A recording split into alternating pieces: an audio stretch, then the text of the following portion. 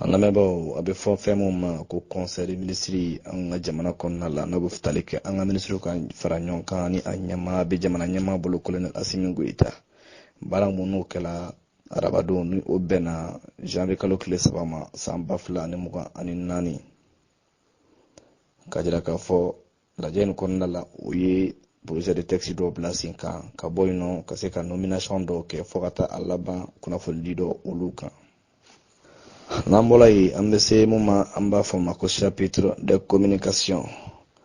o hukumu kɔnɔna la an ka kiriso minisiri ani buna adamadenw ka hakɛ ale ye kunnafoni di kɛ ka ɲɛsin conseil des ministres ma fɔlɔ k'i b'a ye k'a fɔ mun bɛ tɛlɛ kɛ Mali la a sen doli session de conférence des états parties convention des nations unies ka ɲɛsin yurugu kɛlɛli ma o tako 10 na ko Mali a sen yela olu baaraw la.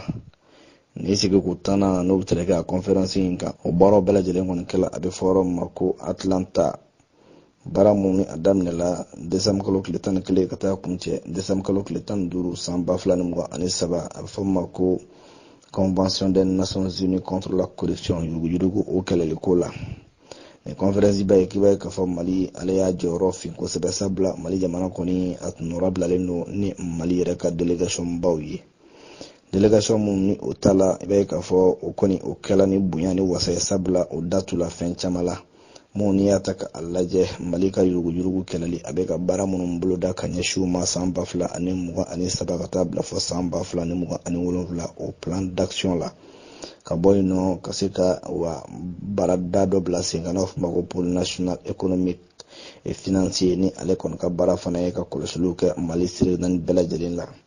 Ka bɔ yen nɔ a bɛ fɔ mun fana ko agence de recouvrement et de gestion des avoirs saisis ou confisqués ka se ka o baarakɛda fana bila sen kan Mali ye o baaraw bɛɛ lajɛlen timɛ. Projet dɔ fana n'a fɔ ma ko projet de loi k'o bila sen kan mun bɛ tali kɛ code pénal ale ni code de procédure pénale la ka se ka o kɛ sabati fɛn ye an ka taabolo la olu bɛɛ lajɛlen ye ko kura ye Mali ye minnu ta ka bila sen kan. I b'a ye k'a fɔ Mali fana ka se ka a sen don a fɔ ma ko mécanisme fɛɛrɛ minnu talen bɛ ka se ka u bila sen kan cogo minnu la bɛnkan minnu bɛ tɛlɛ kɛ jamana ni ɲɔgɔn cɛ ka ɲɛsin yurugu kɛlɛli ma Mali ka se ka a fana tabɔ a sira fɛ komi laɲiniw bɛ mun ko fɔ. Baara ninnu bɛɛ lajɛlen kɔfɛ k'i b'a ye k'a fɔ ni conférence minnu na a kɛla o ye bɛnkan dɔw kɔni ta k'a bila sen kan bɛnkan minnu ni i b'a ye k'a fɔ n'a fɔ ma ko déclaration d'Atlanta mun ni a bɛ tali kɛ ka se ka o baaraw bolo da jamana bɛɛ lajɛlen ka se ka a yɛrɛ ye yurugu kɛlɛli fana la i b'a ye k'a fɔ cogo min na Mali ye jamana minnu fana ni a ka baara ka bon yurugu kɛlɛliko la cogo minnu la mun ni y'a ta k'a lajɛ i b'a ye k'a fɔ baara mun ni a kɔni bolo dalen bɛ ni a bɛna to sɛnɛ ka taa bila fɔ juin kalo la san 2026 la. Mun ni y'a ta k'a lajɛ ni baara ninnu bɛna timɛ cogo minnu la ka se ka convention des nations unies ka bɛnkan kuluba ka ɲɛsin wa yurugu o kɛlɛli ma ni baaraw bɛ se ka kɛ cogo min na ka se ka kɛ sabati fɛn ye anw ka jamanaw kɔnɔna la cogo min na wa ɲɛtaw bɛ se ka sabati ka tila ka i kɔda ni waleya cɛjugu la. O kɔfɛ fɔ ma ko semaine de la justice baaraw fana bɛna bila sen kan ka ɲɛsin a rentrée judiciaire san 2023 san 2024 ma. Mun ni y'a ta k'a lajɛ a tako filanan fɔ ma ko deuxième édition semaine de la justice o baaraw bɛna kɛ janvier kalo o tile 8 ka taa bila janvier kalo tile 13 san 2024 Bamakɔ faaba kɔnɔna la yen nɔ. O bɛna kɛ ni an ka minisiri min ka baara ɲɛsinnen bɛ wa kiriko ani buna adamadenw ka hakɛ o sabatiliko ma a ɲɛmaya bɛna bila ale bolokɔrɔ. Dɔgɔkun mun kɔfɛlen filɛ i b'a ye k'a fɔ a sigila sen kan ka bi mun bɛ tali kɛ san 2022 kun kelen mun bɛ a la o de ye ka se ka wa cakɛda ninnu ka baaraw kɔni k'a bila a minɛn kɔnɔna la. Kiri a bɛ se ka surunya kiritɛbaw la cogo minnu la ka se ka surunya jamanadenw fana la o bɛ se ka u yɛrɛ ye cogo minnu la danaya bunakun kan ka ɲɛsin kɛrɛnkɛrɛnla an ka kiriso a baarakɛlaw ma ani kiri yɛrɛ ko ma. Nin dɔgɔkun in fana k'i b'a ye k'a fɔ a bɛna kɛ sababu ye ka se ka fɛn kɔrɔw caman bila sen kan n'i y'a ta k'a lajɛ fɛn bɛ tali kɛ yurugu kɛlɛli la an ka jamana kɔnɔ ka bɔ yen a bɛ fɔ fɛn min ma ko cybercriminalité an ka bɔlɔlɔw sanfɛ wa hakilina kura minnu talen bɛ ka ɲagiliw ta ka ɲɛsin u ma ka bɔ yen a bɛ fɔ ma ko numéro vert gratuit numéro dɔ bɛna bila sen kan kiri ko bunakun kan n'a fɔ ma ko binkani kunnafoni o bɛna kɛ nɛgɛjuru sira ye mun kɔni bɛna bila ka bɔ yen nɔ o bɛna se ka cakɛda dɔ kɔni dayɛlɛlu baaraw kɛ ni o baaraw kɔni tɛmɛna jamana ɲɛmaa fɛ Colonel Assimi Goïta. Olu bɛɛ lajɛlen bɛna kɛ ni hakilina in kɔnɔna la n'u bɛ tali kɛ a dɔgɔkun baaraw la. Ka bɔ yen nɔ mun bɛ tali kɛ an ka ministre des affaires de la coopération internationale Mali ani jamana wɛrɛw ko ɲɛw ɲɛnabɔli la o ministre a ye kunnafoni di kɛ mun ni k'i b'a ye k'a fɔ bɛnkan dɔw kɔni olu sera ka bila sen kan mun y'a ta ka lajɛ wa Mali yɛrɛ n'a fɔ ma ko wa a sen doli hakilina dɔw la mun y'a ta ka lajɛ mun bɛ kuma Maroc olu ka jamana ɲɛmaa Sa Majesté Roi Mohammed VI hakilina minnu tala ka ɲɛsin cɛncɛn kan jamanaw ka se k'a to olu bɛ se ka tɔnɔbɔ kɛ ka bɔ Océan Atlantique o fɛ cogo mun na. I b'a ye k'a fɔ wa délégation ba kɔni bilala ka taa Mali tɔgɔ la ka taa ni baaraw kɔni timɛ ni y'a ta ka lajɛ mun bɛ tali kɛ ni hakilina in n'o fɔ ma ko initiative internationale la ni a baaraw bolodala Roi Mohammed VI fɛ Sa Majesté. Hakilina mun talen bɛ nin ye ka se ka a sinsin mun bɛ tali kɛ kɛrɛnkɛrɛnnen la Maroc jamana ale fɛ dɔwɛrɛ tɛ ka se ka dɛmɛ ta ka ɲɛsin cɛncɛn kan jamanaw ma Océan Atlantique n'o bɛ se ka kɛ nin jiba in na a tɔnɔbɔ bɛ se ka kɛ ka se ka nafa se ni jamanaw bɛɛ lajɛlen ma cogo minnu la. O de la k'i b'a ye k'a fɔ fɛɛrɛw bɛna bila sen kan cogo min na nin bɛ se ka waliya. Maroc jamana a bɛna o kɔni dayɛlɛliw kɛ ni cɛncɛn kan jamana ninnu ye wa mun bɛ tali kɛ wa baara minnu kan ka kɛ baaraba minnu kan ka kɛ kɛrɛnkɛrɛnnen la ka taa se ninnu tuguli ɲɔgɔn na cogo min na a bɛ se ka kɛ fɛɛrɛ ye olu bɛɛ lajɛlen bɛna bila sen kan ni sigida ninnu la kɛrɛnkɛrɛnnenya la. K'i b'a ye k'a fɔ a bɛna kɛ sababu ye ka se ka yɛlɛmali fana don kosɛbɛ sɔrɔ bunakun kan ka ɲɛsin ni jamana ninnu ma ani u ka ɲɛtaw kɛrɛnkɛrɛnnenya la o bɛna baara ta k'a bila o minɛn de kɔnɔna la ni cɛncɛn kan jamana ninnu la cogo min na jamanadenw bɛɛ lajɛlen bɛ se ka a tɔnɔbɔ kɛ ka dɔ fara fana o ka adamadenya ɲɛtaw kan. Mun y'a ta k'a lajɛ fana délégation o ye u ka nisɔndiya yira sabula olu sen doli ni jamana ninnu cɛla ni hakilina in fɛ ka bɔ Maroc jamana fana yɔrɔ bɛɛ ye k'a fɔ jamana ninnu y'a ta k'a lajɛ o bɛna se ka baaraw kɔni boloda. Mun y'a ta k'a lajɛ a bɛ fɔ min ma nanzarakan na ko task force bɛɛ k'a fɔ o baaraw bɛna sabati k'u labɛnw kɛ ka tila ka hakilinaw ni miiriya ɲumanw fana bila sen kan o bɛ se ka waleya cogo minnu la ni hakilina in sen fɛ. Mun y'a ta k'a lajɛ tile damadɔ mun ni an ka ministre des affaires étrangères de la coopération internationale a ye nin baaraw kɔni kɛ sigi ka fɔ kuma kɔnɔna la kɔfɛ a ye sigi ka babu kɛ ni Maroc olu ka ministre ye mun ka baara ɲɛsinnen fana bɛ ni hakilina kelen ma n'o tɛ ka affaires étrangères la hakilina kɔni falen la Mali ani Maroc ka bolodi ɲumanw kuma kɔnɔna la fo ka taa se ko kura mun kan ka boloda don nataw la. I b'a ye k'a fɔ n'Ala sɔnna ma a sigi ko naaninan n'o fɔ ma ko quatrième session grande commission mixte de coopération o baaraw kan ka kɛ Bamakɔ don nataw fana la. Lajɛ mun filɛ ko a kɔni kɛla sababu ye ka se ka tɔni sigi fɛn caman kɔni kan mun y'a ta k'a lajɛ a tɔnɔ bɛ se Mali jamana ma ani Maroc jamana fana ni hakilinaw sen fɛ. O kɔfɛ fana dayɛlɛliw caman fana bɛna se ka kɛ an ka jamana ninnu kɔnɔna la cogo min na cɛncɛn kan jamanaw kɛrɛn la olu bɛna se ka yiriwa kɔni sɔrɔ cogo min na fo ka taa se jago ko o bunakun ma denmisɛn naani yɛrɛ o kɔnɔ.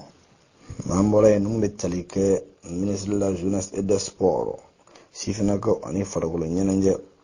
ale ni adamadenya fasoden ɲumanya waliyaw bɛ se ka sinsin cogo min na o minisiri ye kunnafoni di kɛ ka ɲɛsin conseil des ministres ma. A bɛ fɔ ma ko fɛɛrɛ dɔ walima hakilina dɔw talen ka ɲɛsin anw ka jamana n'o bɛ tali kɛ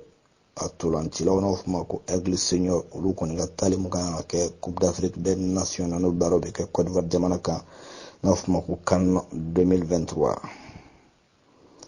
Cogo minnu la ko anw ka jamana n'o bɛ tali kɛ Mali jamana a équipe nationale n'o fɔ ma ko senior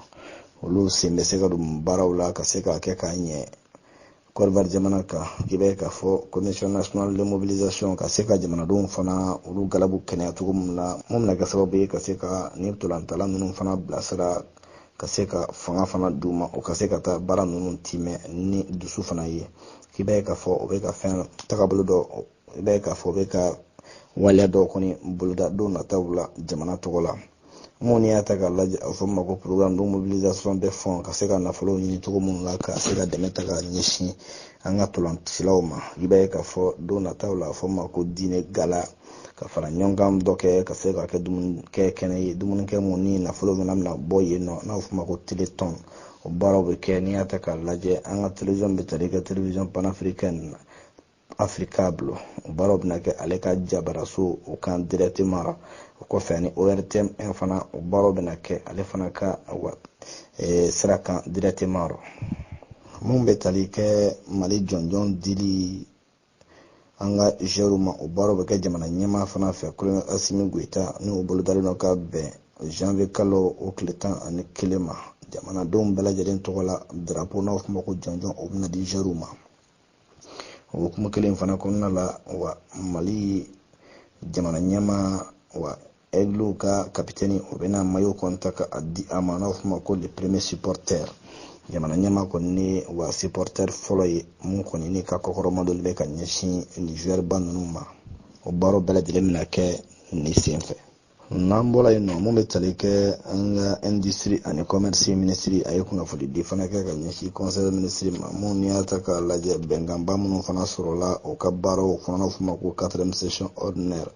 san 2023 ni baaraw kɔni kɛlen f'u ma ko conseil des ministres union monétaire ouest africaine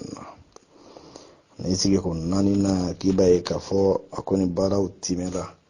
farafinna jamana ni ɲɔgɔn cɛ kɛrɛnkɛrɛnnen la ni olu baaraw kɔni kɛla wa décembre kalo tile 21 san 2023 Cotonoukaw fɛ yen nɔ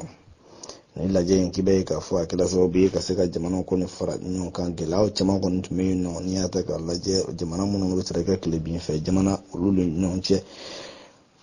farafinna kɛrɛnkɛrɛnnenya la k'i b'a ye k'a fɔ nafoloko bonnakun kan hakilinaw sera ka falen ko caman la a kɛnɛ kɔni kan k'i b'a ye k'a fɔ ni session mun baara mun filɛ olu kɔni kɛla ka taa ye k'a fɔ gɛlɛyaba kɔni tun bɛ jamana ninnu kɔnɔ nafolo o bonnakun kan kɛrɛnkɛrɛnnen la o ka ɲɛtaa sabatiliko la mun ni y'a ta k'a lajɛ wa o ye sinsin kɛrɛnkɛrɛnnenya gɛlɛya dɔw kan gɛlɛya minnu kɔni kɛla sababu i b'a ye k'a fɔ hakili jigi kɛla ko caman la mun ni y'a ta k'a lajɛ o ka baara minnu bɛ sɔrɔ di o ma kɛrɛnkɛrɛnnenya la a fɔ ma ko u ka jamajɛkulu in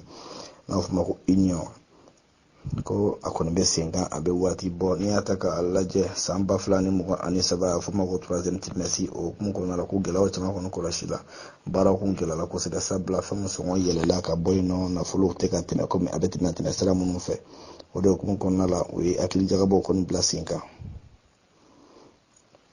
conseil des ministres k'i b'a ye k'a fɔ o ye bɛnkan dɔw kɔni ta k'a bila bɛnkan mun n'a fɔ ma ko projet de loi uniforme ni a bɛ kɛ sababu ye ka se ka wa sɛbɛn minnu kɔni bɛ n'o bɛ se ka kɛ sariya mun bɛna bila sen kan ka UMOA baaraw kɔni timɛ o ye sinji olu fana kan jamana ninnu fana tɔgɔ la a bɛ kɛ sababu ye ka dɔ fara u ka yanga kan fo ka taa se sɔrɔ bonnakun ma o bɛ se ka kɛ ɲɛta sen cogo minnu na conseil des ministres union tɔgɔ la a ye hakilina dɔ fana ta ka laseli dɔ kɛ ka ɲɛsin n'a fɔ ma ko capital social ka dɔ fara o kasabi fana o hakɛ kan bangiw tɔgɔ la n'a fɔ ma ko UMOA mun bɛ tali kɛ wa miliyari 10 ka taa se wa miliyari 20 ma bɛɛ k'a fɔ ka dɔ fara a kan kɛrɛnkɛrɛnnenya la cogo min na a bɛ se ka kɛ sababu ye u ka gɛlɛya minnu bɛ olu gɛlɛyaw bɛ se ka wuli ka bɔ yen cogo min na jamanaw tɔgɔ la o kɔfɛ conseil des ministres ye a laban ni jumɛn mun bɛ tali kɛ yɛlɛmali kɔrɔ la ka ɲɛsin wa monsieur Jakarija Danbele ale ka mandaw ma ka se ka a lakuraya cogo minnu la wa mun bɛ tali kɛ conseil technique ministère de l'économie des finances o tɔgɔ la ni ale yɛrɛ ye maa ye mun bɛ Mali kɔni nɔrabila kɛ comité stabilité financière union monétaire ouest africaine o tɔgɔ la n'an bɔra yen nɔ mun bɛ tali kɛ halisa ni hakilina in na ale bɛ tali kɛ chapitre de communication na kunnafoni di o kɛnɛ in kan